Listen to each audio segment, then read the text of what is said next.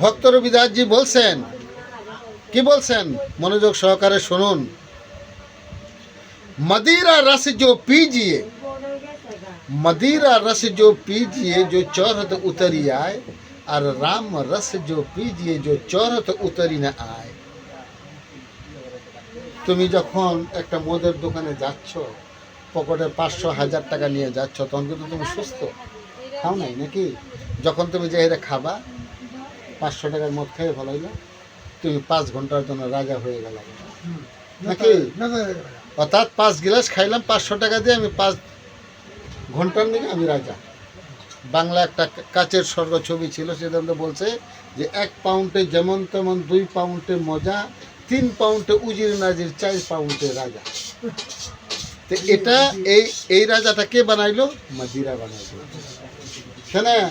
এই যে যখন আমরা মদ সেবা করি, কি হয়তো নেশা পানি করি, হ্যাঁ, তখন আমাদের নেশা এরকম হয় যে হামেই বানি মাস্তান, আর কে বা, অর্থাৎ আমি শ্রেষ্ঠ। এটা কে বানাইলো? মদে বানাইলো। 2-4-5 ঘন্টা পরে ওই নেশাটা আস্তে আস্তে আবার নাই না চলে আসে। থাকে কি ওইটা? 4-5 ঘন্টা পরে কিন্তু আর নেশাটা মানে থাকে না, নাই না চলে আসে। ওই খাওয়ার আগে যেরকম আমি সুস্থ ছিলাম, নেশা কেটে যাওয়ার পরে আমি আবার সুস্থ হয়ে গেলাম। মধ্যে থেকে আমার কি গেল? 500 টাকা গেল গা। আমি লাঞ্চ নষ্ট করলাম, কিডনি নষ্ট করলাম, কলিজা নষ্ট করলাম। লাস্টে যখন আমার এই বিভিন্ন পার্টসগুলো যখন নষ্ট হয়ে যাবে, তখন ওষুধ খাইলেও আমার দেহের মধ্যে বাবা কোনো কাজ করবে না। কারণ আস্তে আস্তে আমি এটাকে নষ্ট করে ফেলছি। এর জন্য আমাদের সম্প্রদায়তে দেখবেন যে নারীরা বিধবা হয় বেশি, পুরুষেরা মারা যায় তাড়াতাড়ি। কেন? একই সংসারেতে নারী পুরুষ সংসার করতেছে, নারী মদ খায় না, পুরুষে মদ খায়। পুরুষের কলজা ফেফড়া আস্তে আস্তে পইচে অকালে সে চলে যাচ্ছে, পরের ঘরে একটা মেয়ে আইনে তাকে বিধবার সার্টিফিকেট এই পুরুষেরা দিয়ে যাচ্ছে। কেন? এরা সৎ সঙ্গ করতে পারে নাই, কাজে এরা নেশার থেকে কখনো বাড়াইতে পারে নাই। মেয়েটা নেশা পানি করে না, ওই মেয়েটার দেহটা সুস্থ থাকতেছে, সে দীর্ঘদিন বেঁচে থাকতেছে। পুরুষ সবসময় খাইতেছে, তার দেহর পার্টস নষ্ট হইতেছে, সে অকালে মারা যাচ্ছে। কথাটা সত্য না মিথ্যা? সত্য। আজকাল রবিদাস সম্প্রদায়ের মধ্যে আপনি লক্ষ্য করে দেখবেন, শতকরা প্রায় 90% মহিলারাই কিন্তু বিধবা, বয়স্ক লোকেরা, 10% যুগলে থাকে। তাহলে এই হচ্ছে আমাদের অবস্থা। তো এইটার থেকে যদি আমরা বিরত না হইতে পারি তাহলে হবে না। গুরুজি মানে কি বলছেন যে রাম রস जो पीजिए जो चौरत उतरी ना आए। তুমি মদের নেশা করলা, এটা উঠছিল, কিন্তু নেশা নাই আস্তে আস্তে চলে আসলো।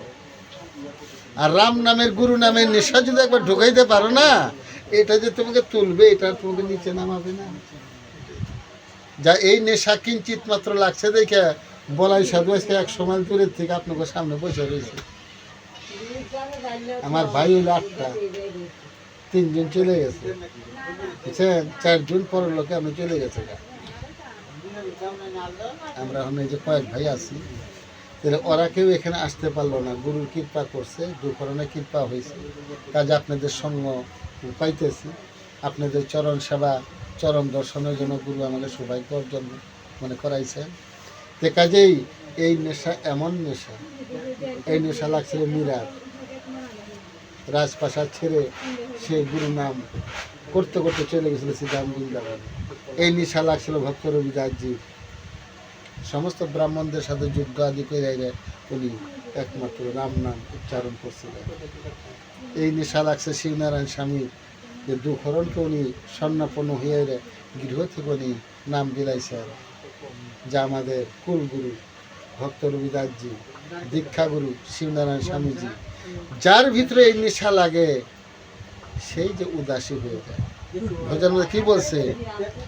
গুরু কে নগরিয়া कैसे যাইবে হো মোর উদাসল মনवा।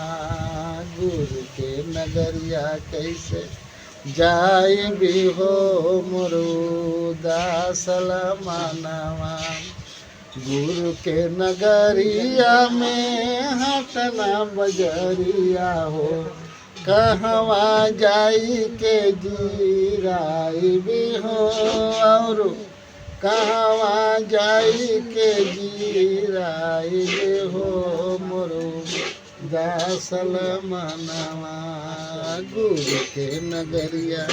तेरे गुरु करा আমার পার ব্রহ্ম পরমাত্মা অবিনাশী ঈশ্বর সচ্চিদ বিগ্রহ আমার দুঃখ হারান।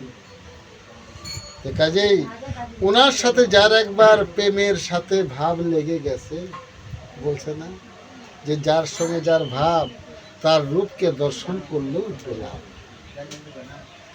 ভাবটা কি? এই পৃথিবীতে আমি আপনি আসছি গুরুর রূপকে দর্শন করার জন্য, আমার গুরুকে পূজা করার জন্য। শিবনারায়ণ স্বামীর আদেশ মেনে আমাদের সকলকে চলতে হবে, তবে আমাদের গতি মুক্তি হবে। বন্দেগী সাহেব।